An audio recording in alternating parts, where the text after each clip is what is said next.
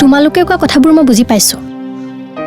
তোমালোকে উপাৰ্জন কৰি নিজৰ লগতে ইয়াৰ মানুহখিনিকো সহায় কৰিছা, কিন্তু তোমালোকে কৰা এই ব্যৱসায়ৰ কাৰণে কিমান পৰিয়াল ধ্বংস হৈছে সেয়া জানো মন কৰিছা? মানে আৰু কি? তোমালোকে বিলাই দিয়া এই বস্তুবোৰ খাই উঠি অহা চামৰ কিমান যুৱকৰ জীৱন অকালতে হেৰাই গৈছে, কিমান মাক দেউতাকৰ বুকু সুদা হৈছে। আমি নকৰিলে কি হ'ব? আনেতো এইবোৰ কাম কৰিয়েই থাকিব। আনৰ কথা বাদ দিয়া, নিজে কি কৰিছা সেইটো চোৱা।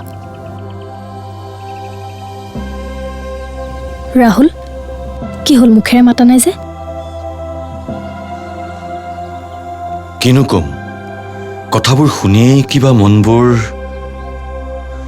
এতিয়া এইবোৰ কাম এৰিলৈ যেনিবা, আন ভাল কাম কিবা এটাতো পাব লাগিব।